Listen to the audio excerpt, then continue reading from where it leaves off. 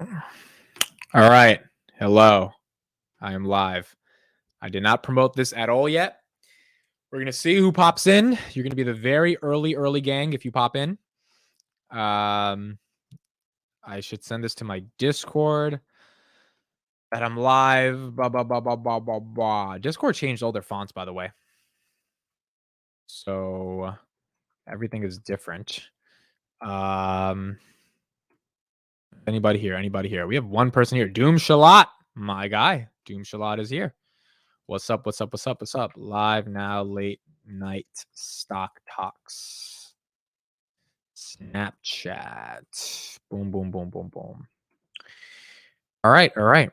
All right. So I just told my Discord, Gabe, you are here. Gabe, I missed your call because I was in another meeting. So I don't think it was meant for us to talk on the phone today. Hello, hello, hello. Thank you guys for being here. We've got to talk about Snapchat. Oh boy, oh boy, oh boy, Snapchat. Snapchat is one hell of a of an interesting drug. I did not expect I can't say. I expected Snapchat to be a little but this is Gabe. Yeah, I know. I know this is you.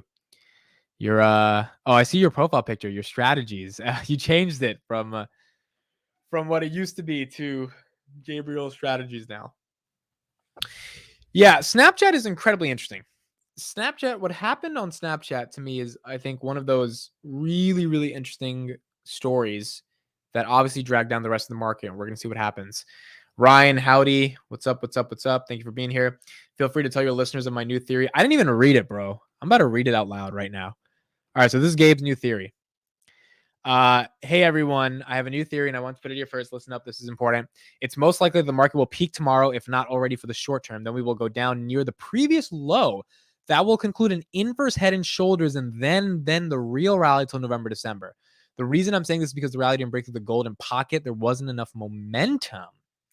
Interesting. SR23 Amit, what's up? What's up? Elaine, good evening. Good evening. This is a very interesting theory. So your argument is that it's going to crap the bed because of not breaking through the golden pocket.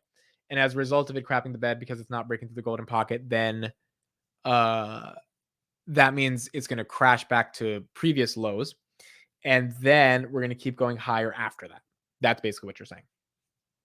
That's interesting.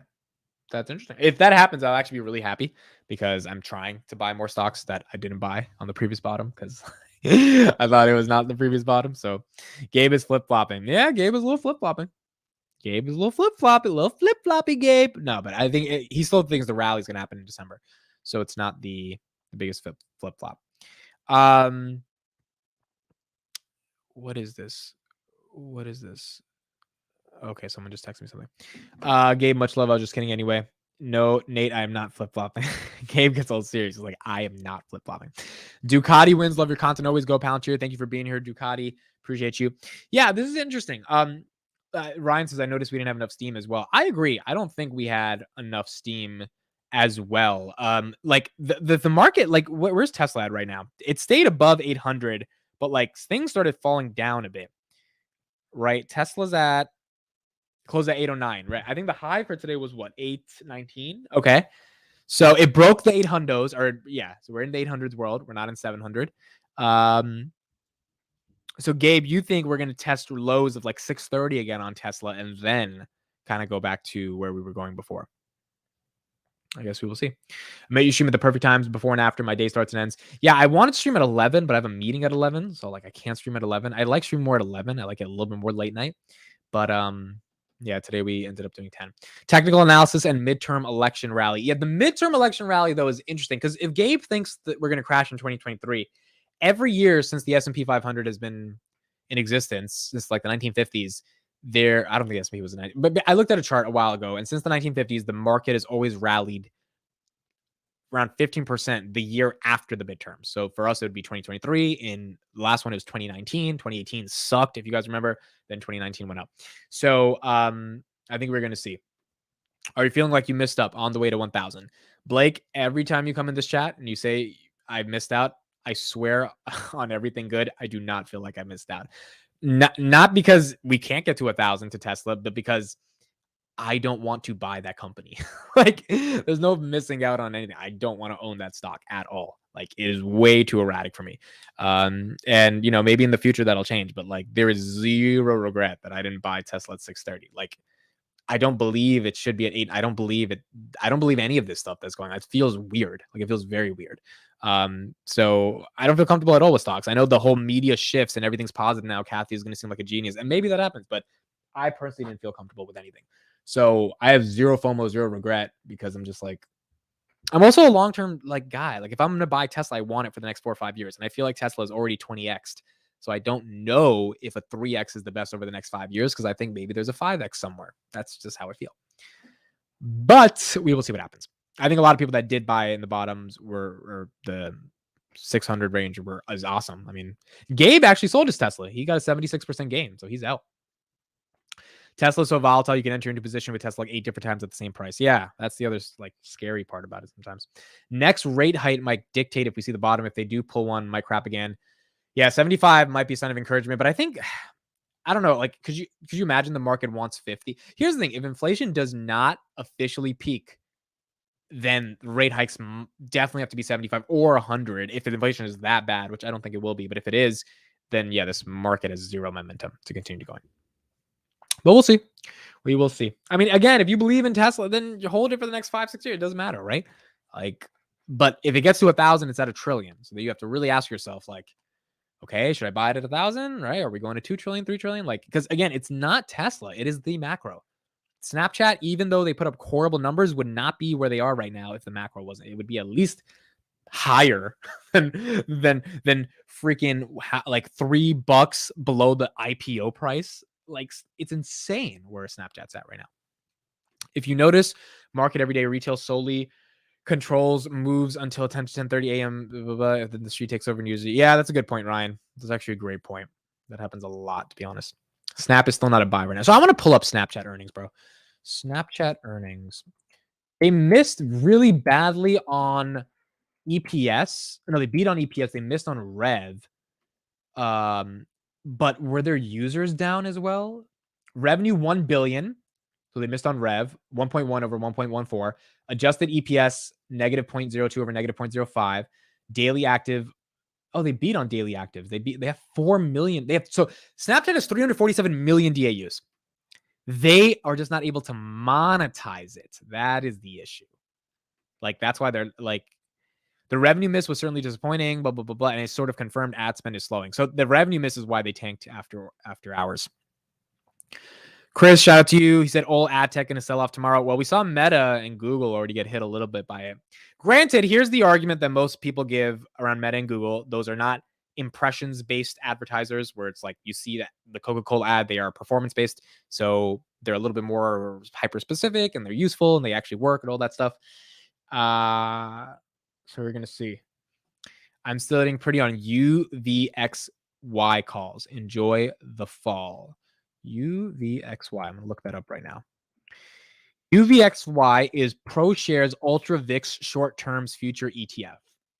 So when it goes down, Chris makes some money. Pretty cool. Pretty cool, Chris. You already did well in the TQQQ, so you got another one in. Good day to have only Tesla and Palantir. Yeah, Palantir 1030 broke above it. Palantir 1030 broke above it, which is not bad at all for the Palantirs of the world.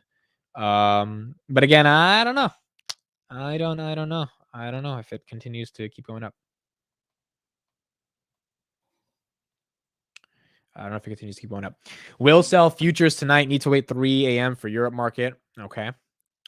I never played with the futures ever, so I got to play with it one day. Back in the day, people could not believe a company could reach 100 billion, then 500 billion. Yeah, but I agree. It's just a question of macro. It's just a question of macro. I mean, what is it? 3 trillion might be the new, 700 billion in the next 10 years.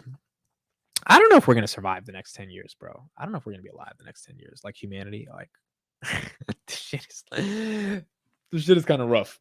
This shit is kind of rough. Read this comment if you're a virgin. I'm not going to lie, bro. As soon as I started reading it, I realized I shouldn't be reading it. And then I read it. And then I had nothing else to do other than continue reading it. All the big boys are reporting next week. FOMC, volatility against spike. Google, Meta, Microsoft. Wow. Next week's going to be a hell of a week. Google, Meta, Microsoft. That's going to be a lot. That's going to be a lot going in. Google, Meta, Microsoft. I asked, so no one's, you guys aren't buying big tech before, or are you buying big tech before? I'm curious. I wrote 150 covered Pauls on Palantir today. $12 strike expires in a month. Okay. Look, I'm curious to see what happens with Meta the most. That's the thing that I care about. Literally I'm obsessed to see what happens with them. If they don't get their DAU, because I saw an article today that so every video you post on Instagram now is turning into a reel. If you don't know what Instagram Reels are, it's their TikTok competitor. And that's the thing that's the most interesting to me, because I'm like, okay, so if every video is a reel, that means they're literally, first of all, it's great for creators, and I'm going to be creating a lot on Instagram soon, so I'm excited to see what happens. But their algorithm is really focused on like recommending video content, basically becoming TikTok, and like that's not what Instagram is for. So it's going to be all I've been freezing hiring and reducing headcount. Yeah, that's the other thing. It's a good point, Chris. Google has a 2-week freeze. Facebook's Zuck was like, if you're not good, get the fuck out, basically. So if Snapchat's indicative at anything, it's like ad spend goes down. So if ad spend goes down, then the question becomes, all right, ad spend is going down. These companies are not going to be able to monetize, especially if usage is also going down in some respects. Like, I'm going to see what Google's saying about YouTube usage. I think YouTube usage has probably gone up. I mean, maybe I'm a bias because I'm an avid YouTube user, but I'm very curious to see what they think about YouTube in general and YouTube TV. But if Netflix can rally off not losing as many subs, maybe Facebook rallies off not losing as many DAUs to the TikToks of the world. So we're going to be interesting to see what happens. Larry says, good point, Chris, but can you please mute your keyboard when you aren't typing? That's funny. We're going to be doing the Palantir Weekly tomorrow, 11 p.m. So that'll be fun as well, having a good discussion.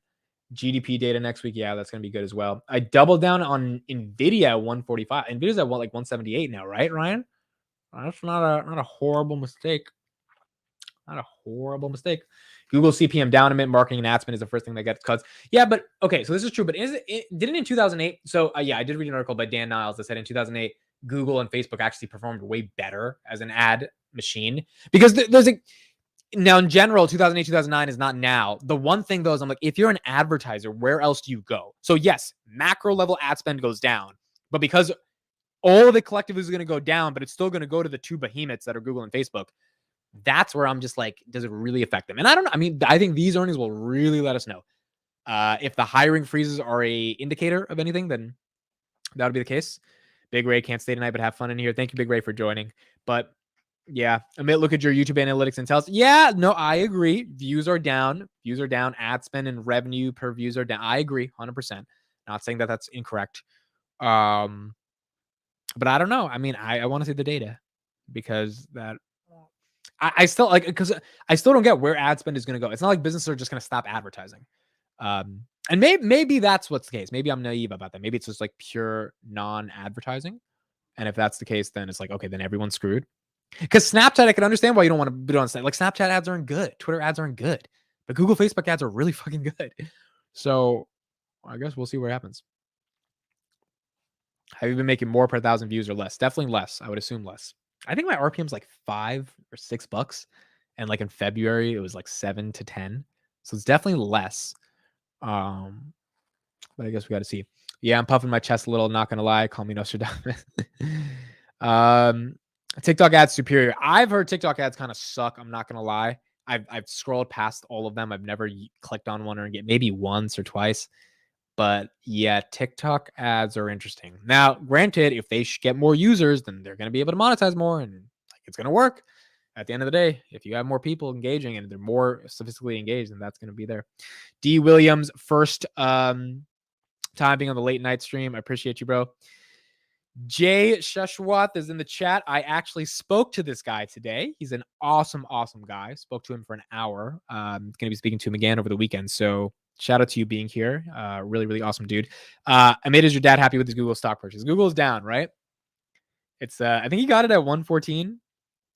Yeah, my dad's probably pissed now. Bro, it was so annoying because he was like, oh, I bought Google. Yeah, it's down. He's down.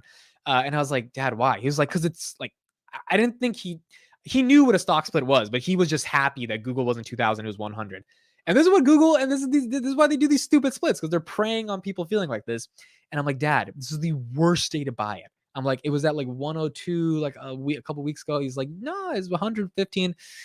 And I'm like, oh boy. Now, for the long term, I think he'll be fine, but it's just like my dad gets annoyed when he's down like 7% in a week. You know, he's like, it's annoyed. He thinks the stock market is a gamble. It's like he has no idea what he's buying, bro. He's like, where's Mara? Mara's up because of crypto, right? I think he bought it at 13. Mara's at 13 still. Okay, so yeah, he's if we really do have a recession, Google's going down the drain, we're gonna see. Mike, what's up, bro? Alvarado, what's up? Ricardo finally made its late night deal. Thank you for being here. Appreciate you. Chris says Google ads are market based. That means there's a huge decrease in demand from companies wanting to promote products and services. That is true. That is true. But TikTok waits like 3 seconds to tell you it's an ad, so I always wait a little bit and way less likely to notice me. I see the sponsored thing right at the bottom. That's when I immediately skip up, unfortunately. Like that's as soon as I see it, I'm like, sometimes it's hard. I guess I'm being ignored because I'm a Tesla bull. What did I ignore you on? Oh, can you comment on the Raymond James? Oh, I'm sorry. I was going to do a video on this. I'm still reading the article. I think it's a good argument. Look, he called them a unicorn in the context of like data or a cultural unicorn, I believe. Look, the fact that we're getting some mainstream coverage on Palantir that's a lot more positive is awesome. Hopefully we're going to get more of that.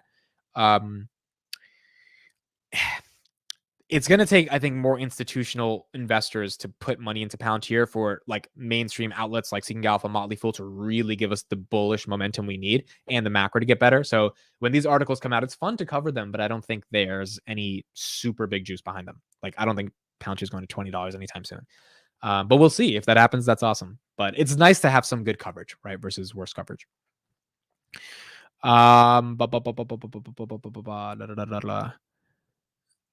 D Williams, you're in a riot. It's a riot. It's not gonna be a riot tonight. First of all, a couple things. I have to leave in a little bit because I have a meeting soon, but that's why I was gonna do it at 11, but I have a meeting soon, so I can't do that. What was I gonna say? Fuck, I don't even know what I was gonna say. Oh, I was gonna say I just got off doing a podcast with Kelly, actually. That's what I was gonna say. So that was fun.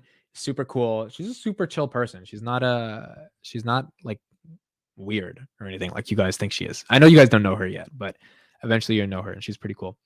So I did that like 30 minutes ago. So we did that. I have a meeting with my co-founder in a little bit. And actually I got this book, bro. Did I put it here?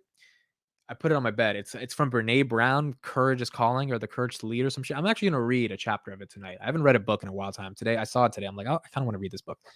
It's probably because July 27th is coming up, and I'm like excited, and I don't know, I kind of want to read something a little bit more intellectual about the nature of courage. It's very important. My life is changing after July 27th, so I'm kind of mentally preparing myself for that. I think I'm at the point where I'm like fully all in prepared, but it's still, it's still a big thing when you officially do it. So yeah, it's gonna be exciting to see what happens. Palantir 35% revenue gonna be nice. Yeah, if they can show 30%, man, if they can do that, Q2 August 8th is gonna be interesting. Very, very interesting. Yeah, right. Raymond James definitely has a good tip ranks record as well, so that's really good for Raymond James. So happy we got that analysis. Your 6 days video was funny. All right, I gotta show everybody. If you haven't seen it, you're gonna see it. If you you have seen it, you're gonna see it again. We came up with this on the spot, bro. It took a while to watch it. Read the book, The Courage to Be Disliked. Who's that from? I feel like I've heard that before. I want to hear that. All right, we're playing it. You guys ready? It begins. Is this a trip for Tristan? This is for Tristan, yes. All right, cool. Is there like a mask policy? Nope, you're good. You're good. Cool. I gotta go quick. So where are you going to? Bro, you're the guy from the elevator. I am the guy from the elevator. I also am an Uber driver. That's real great. All right, can we like get going? Where do you have to go? I gotta go to 10th Street. Well, you have the fucking Uber app. Just drive. Dinner, that's great on 10th Street, but on 6th Street, there's a great place I would love to take you to. Can we start going? we really got to. What, you got to get to 10th Street in 30 minutes? I can get you to 6th Street in 6 minutes or less. 6th Street, there's a Thai place with Thai food from Thailand. Well, I'm eating Mexican tonight, and it's in 10th Street. All right, man, listen up. Either I will get you to 6th Street in 6 minutes or 10th Street in 6 days. Look, when we made it, we didn't have super high expectations for it because we struggled all day coming up with an idea. Like, we were going to do a music video, bro. Like, we were going to do some wild shit. Like, but like stuff kept happening back and forth. Today was just a wild day. And then we had 20 minutes left and we're like, we had this Uber thing in mind for a couple of days and we're like, maybe it'll work. But literally we prompted that script inside of the car back and forth while the gas was running. And we're like, we just need something quickly. And then we kind of put our brains together and we came up with that. And we're like, maybe this will work if we do some editing. And then my guy Tristan, he put the footage in, he did his magic. I saw him working on Premiere today, bro. This man is like playing the piano the way he's like putting shit back and forth. And it ended up like pretty not bad. Like not bad at all. You annoying the driver. Yeah, see, I already annoyed him in the elevator. That's why I was like, maybe it'll be funny if I was the driver. But we came up with him. This is one. Yeah, some people are saying this is the best one yet. And I was like, wow, we didn't expect that. So we really we're happy with some people saying it was good because in our heads, it was just so rushed because it took us so long to think of it. But we did it. How do we listen to the You and Pelly podcast? Well, there's this app coming out that's going to have the content on it. And if you download that app, you'll have full access to the content. So you guys will see it soon. On July 27th, you'll have access to it. I think it was a good podcast. She was a little nervous. I don't think I was nervous, but I haven't talked to her that much before. So we were kind of just getting into our shoes. And I think it was good at the end of the day. And we're going to catch a rhythm. And we talked a lot after the pod. And I think we're developing some chemistry. So I think it's going to be really cool. It's going to be fun. It's gonna be fun. You should do where you replace your mid skit with that new host from the Justin. Oh, yeah. Could you imagine if I do a Money Talks and Mick Gets Fired skit? That actually would be kind of funny, bro. That would be kind of funny. I'm not gonna lie. You don't want to see it. It was terrible. It was not terrible, Kelly. It was good. I don't think it was horrible. I don't think it was fantastic. I think it was decent, and I think it was enough of what we needed. The first time is always gonna be a little bit more, harder to get done. So. It was good. It wasn't horrible. But yeah, guys, that's pretty much how the day went. Snapchat really, I expected that, but I didn't expect that. And I was like, wow. Because Netflix is what, 220? Someone commented on my Twitter today, bro. I was like, LOL, I'm still not buying Netflix. They were like, I guess you like, they were like laughing at me. They're like, I guess you like buying overpriced stocks or some things. And because they do is buying Netflix at 173 or whatever. And I'm like, just because the stock is rallying does not mean that it is somewhat an amazing buy right now. And so, yeah, you bought it at 173. Now it's at 221. But if you think losing 1 million people on a service is amazing, okay. I understand it's amazing in line with expectations, but all that's bullshit. If they're not gaining subscribers, they're not growing anymore. So why the fuck would you increase the stock price for lack of growth? The whole point of paying a price for a growth stock is you're willing to pay more on what you think the value of the business will be in the future, right? That's the whole point of growth investing. It's I will pay $10 for Palantir today because I think it'll be worth $100 one day, and I'm willing to give them that $10 for that value of growth. But if they're not growing, Netflix is literally not growing, then I don't understand why it's a great buy. Unless you think it's supposed to be valued around the 250, 300 range. I'm like, why? Why? They had 2 million, they had 3 million more subscribers the last time they were in that range. Now they don't. That's 3 million times 15, 45 million less money coming every month. I don't know. That doesn't seem that smart. What is the pod about again? It's called Amit and Kelly. It's just going to be about us talking about a bunch of stuff. Today's episode was about how we met. So it was cool. Jay Schwat says we have a new mod. Yes, Kelly is a mod now. Kelly, Jay Schwat, and Joel, but he's not here. Or Joel. I was saying his name wrong. Bro, he hasn't corrected me. So Joel, my guy from Twitter. So yeah.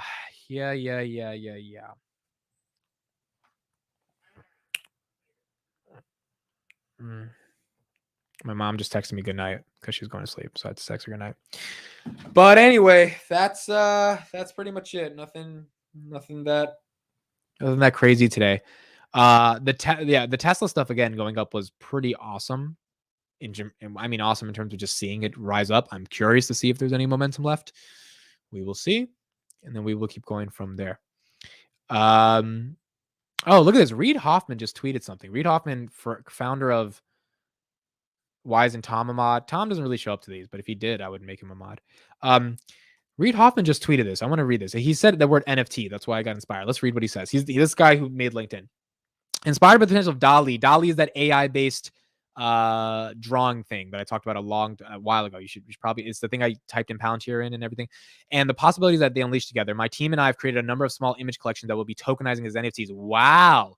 This is interesting. Reid Hoffman's doing this.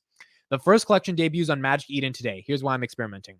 A picture's worth 1,000 words, but with DALL-E, the inverse is true. A single word is worth 1,000 pictures. I've been struck by how DALL-E simultaneously creates both digital abundance and digital scarcity. That's really true. Like DALL-E, that thing actually creates, it helps use artificial intelligence to expand creativity in a really meaningful way.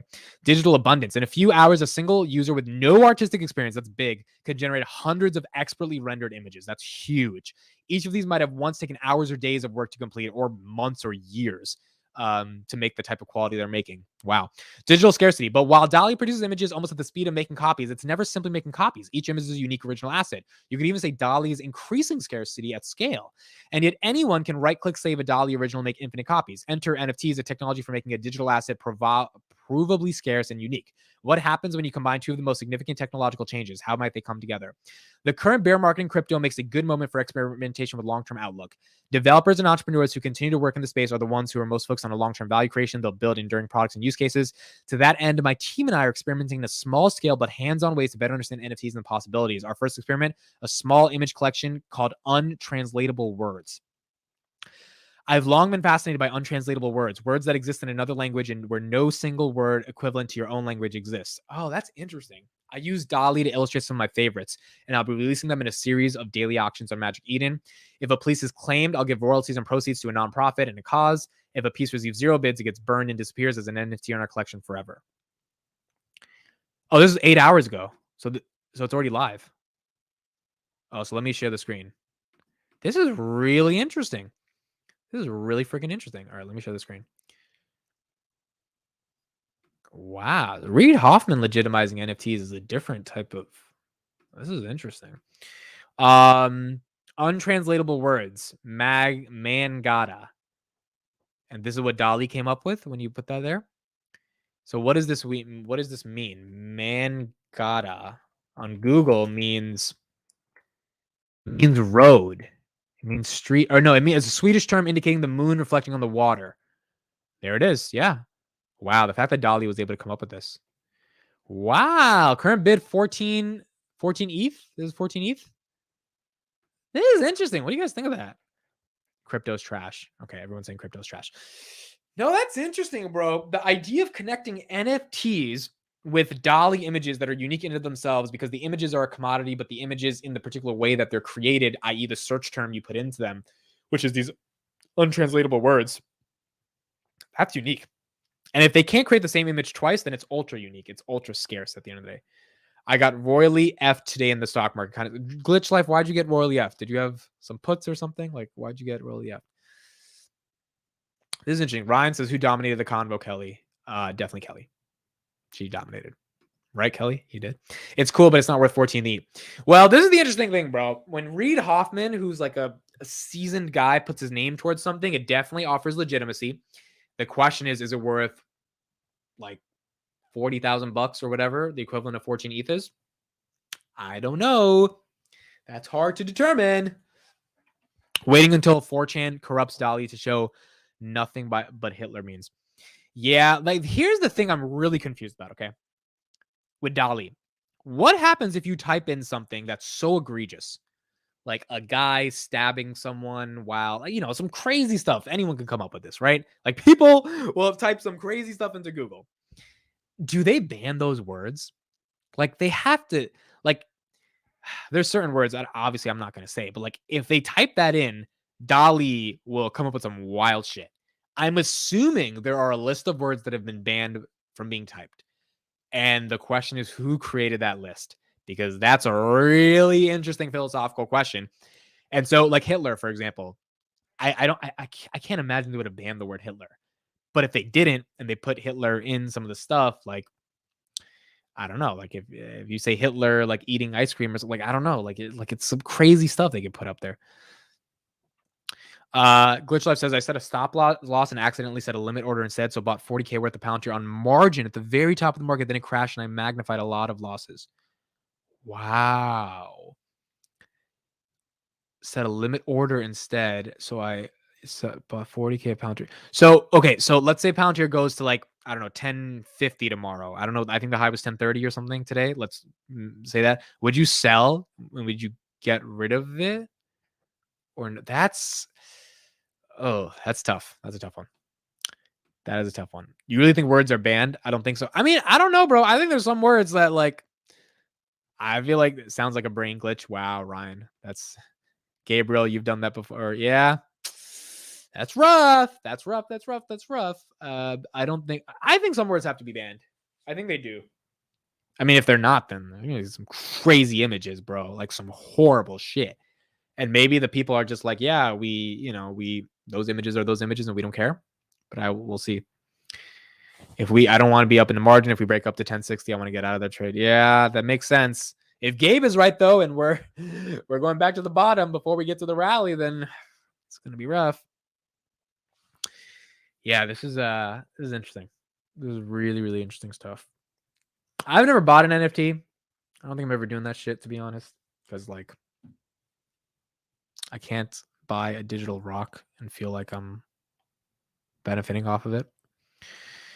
But yeah, I guess people are into buying digital. Did you see this Coinbase stuff, bro? These people that got charged for insider trading? That shit was wild. Coinbase also reported these people to the SEC. So like Coinbase cooperated with the DOJ to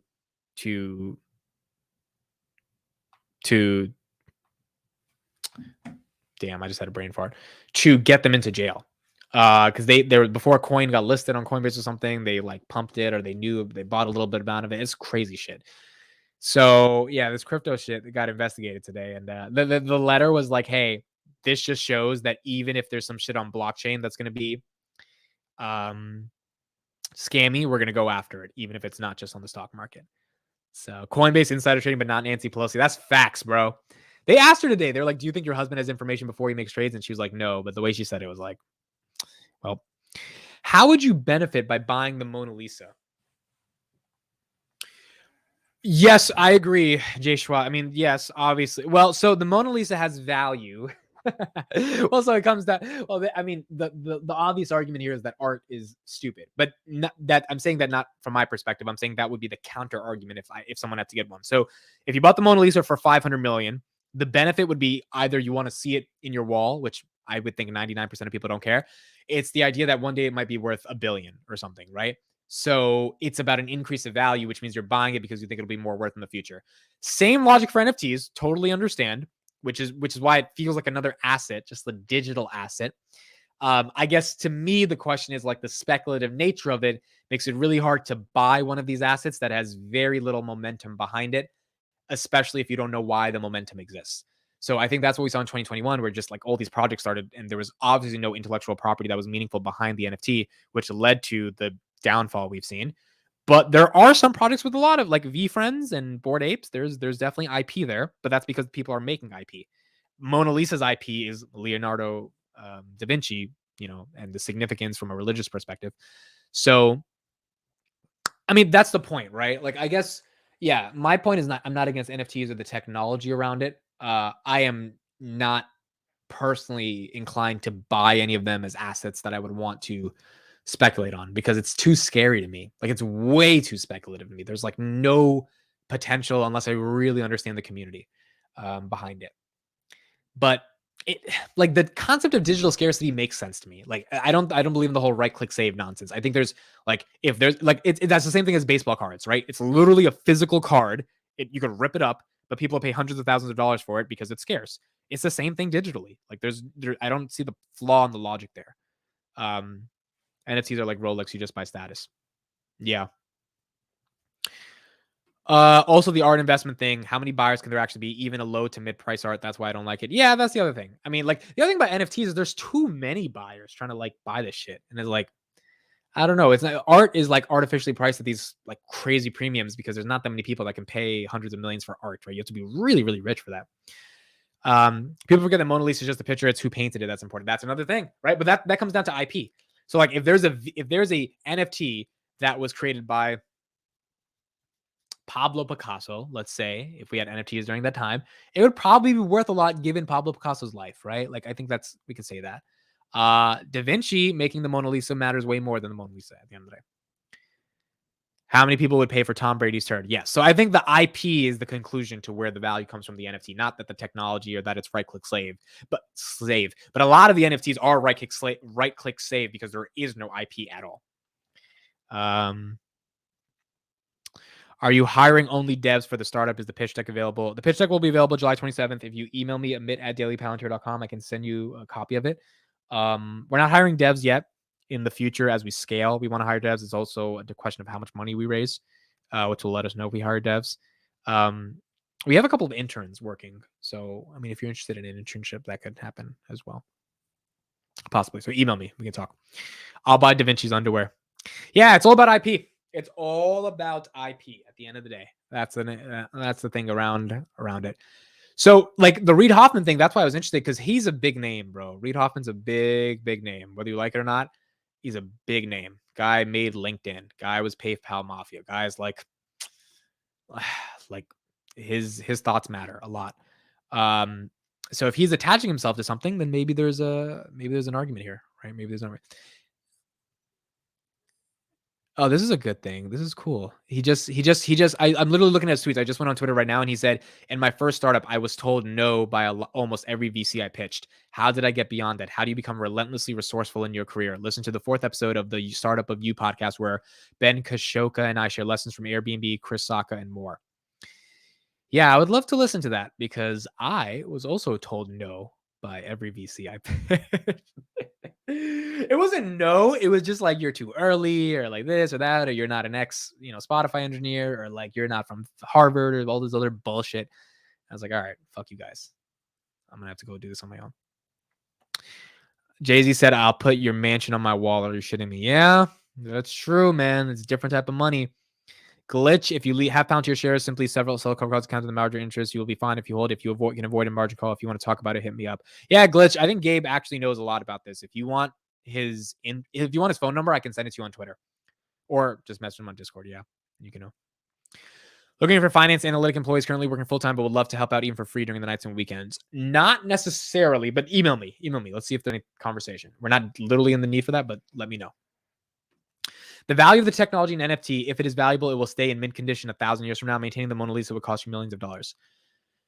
So, okay, so you're saying that the digital nature of the asset, that I'm assuming you have to assume there's IP behind it, right? Otherwise, it's nothing. So let's both assume there's IP. And the tech, meaning like it lives on OpenSea or whatever, right? Or it's this thing that like is there, like crypto. It's on the blockchain. That's what I meant to say. It's on the blockchain. That is the value to it because it'll stay in the perfect condition for 1,000 years because it's a picture on the internet, which doesn't age or disage. It's a digital thing. Maintaining the Mona Lisa will cost you millions of dollars. That's a good point. I've actually never heard that argument. That's an interesting point, or at least I've never thought about it that much in depth. Like if the Mona Lisa was digital, you wouldn't have to maintain it. You wouldn't have to be in a freaking box with room temperature and like it's just there. And the IP just has to continuously evolve in order or stay stable in order for people to care about it.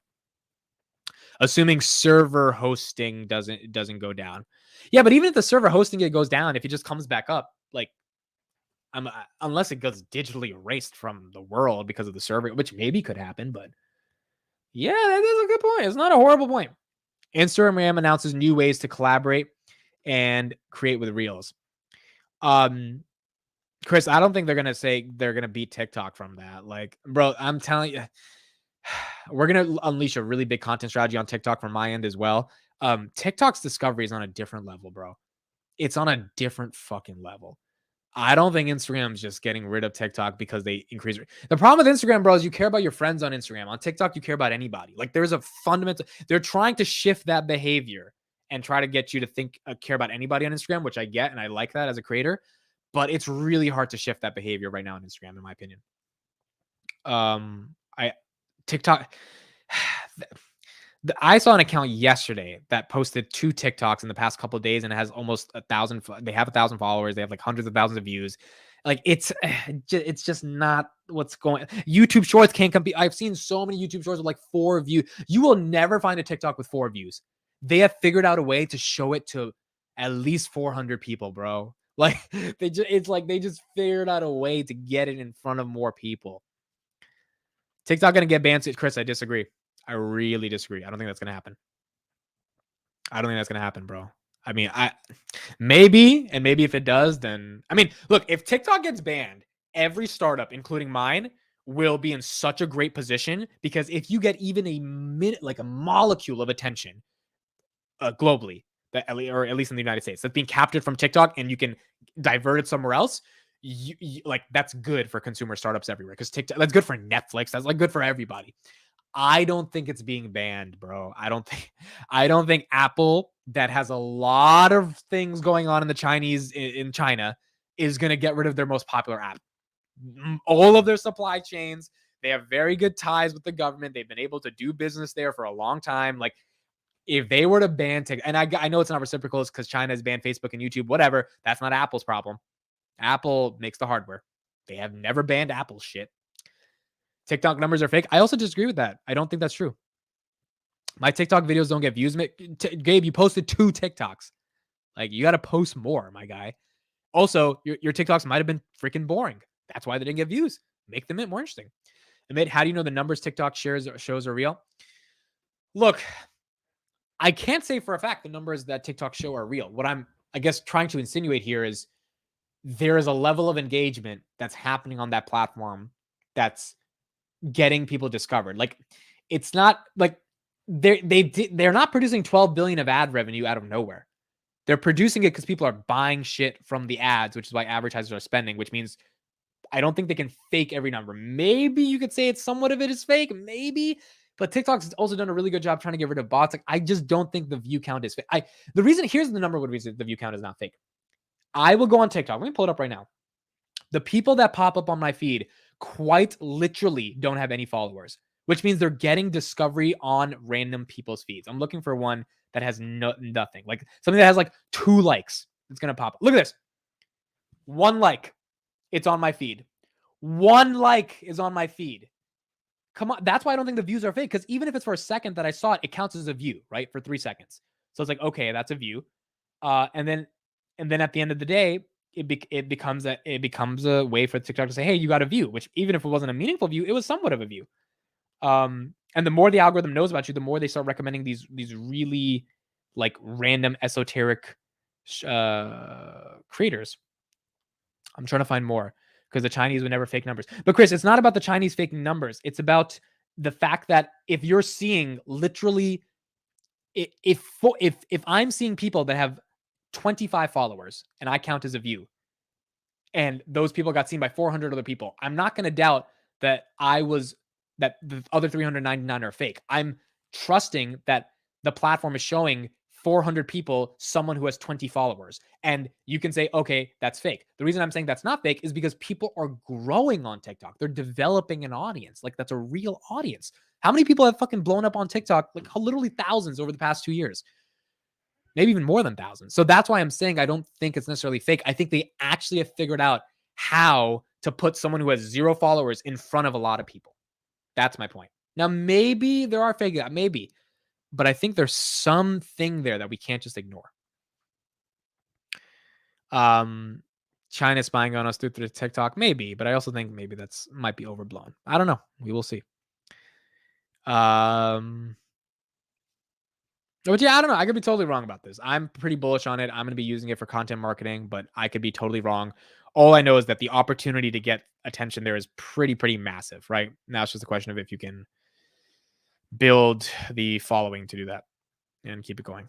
or build the. And also, if you go live on TikTok, people show up that are live, like they're really engaging with you. Because I grew a TikTok account to 50,000 followers when I did a podcast about 2 years ago, and we went live a lot. It's like, I don't know. I think there's some version of it that's real at the end of the day, but I could be wrong. I could be wrong.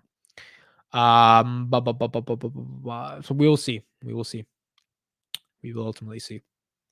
It's an interesting app, though. I mean, Meta's like, I don't think Instagram would be changing Reels as much as they're doing if they weren't worried about TikTok. I mean, I also think another point is like, if Instagram is totally turning into TikTok, right, based upon the news that's coming out, that means some of the engagement on TikTok can't be fake because Instagram is seeing that engagement leave. Like, if Instagram's like, hey, we have to copy this thing, they would have zero desire to copy this thing. Same thing with YouTube. If the engagement was fake on TikTok. Think about that. If the engagement was fake on TikTok, why would Instagram copy TikTok? They wouldn't be losing users. Literally, the argument doesn't make any sense because if they're not losing users, they won't replicate something. But if you're seeing a substantial decline in users, then that means, and you're trying to emulate the behavior of the thing users are doing on the other platform that is causing your decline, that means engagement on that platform has to be legitimate to some extent, right? Right? Like, it has to be legitimate to some extent if another platform is losing that usage. That's the kind of argument that I'm coming up with, or how I'm thinking of it. Chris, you said react to this video. Would love to see your live reaction.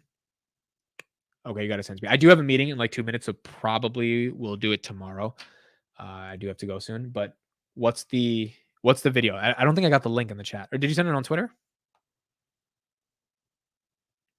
No, you didn't send it on Twitter. Oh, by the way, and NetApp's cloud lead left for Palantir. Wow, look at this. NetApp cloud lead Anthony departs for Palantir. It's only 3 minutes. Okay, send it to me. Send it to me on Twitter because I don't see it on YouTube. Your next video for tomorrow needs to be DJ Khaled one. They didn't believe in me, but God did. That'll go viral. Yo, low key. Maybe that's a good idea. All right, Chris sent me the link. Let me pull it up. China has a secret $50 billion click farm problem. All right, here we go. We're watching it. Images from China. The masses of phones are programmed to deliver clicks. And China has a click farm problem. Click farms are a cottage industry where hundreds, if not thousands, of phones and computers are programmed to view an article, click an ad, or watch a video for the customer. And right now, that industry is booming. According to the South China Morning Post, 1/3 of all traffic generated is due to click farms or bots. And currently, the customers are everyone. Shop owners wanting higher search page rankings, politicians wanting more followers, singers, artists. When the commodity is clicks, people will pay. This is Crystal. So, what do we want today? A Yahoo Finance reporter who can also speak Chinese. I had her translate this video.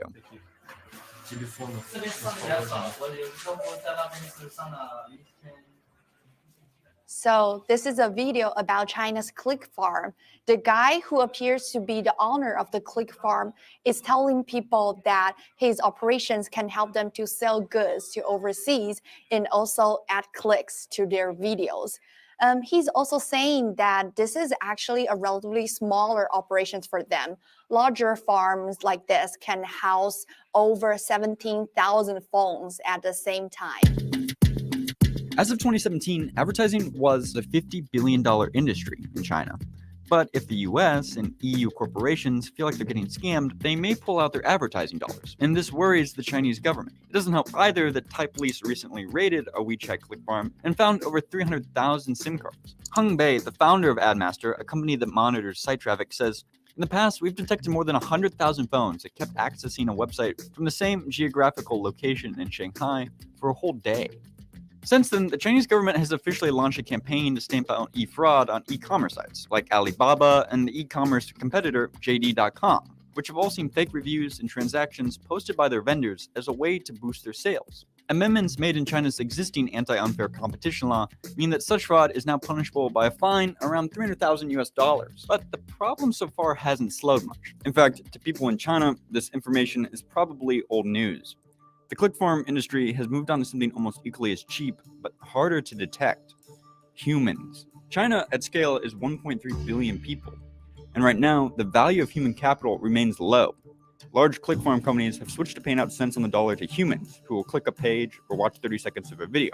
At this moment, bot farms are quickly being turned into human click farms, and this is much harder to detect or eliminate, or even declare illegal. It would mean legislating how humans sell their consumption time, something even the Chinese government appears uneager to do. And so, the problem of social currency inflation in China and other developing countries continues, with no end in sight.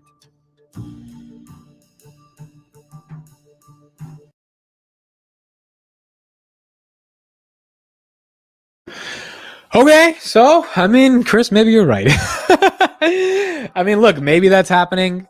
It could be happening on TikTok. The thing is, TikTok's data farms are in Oracle in the States.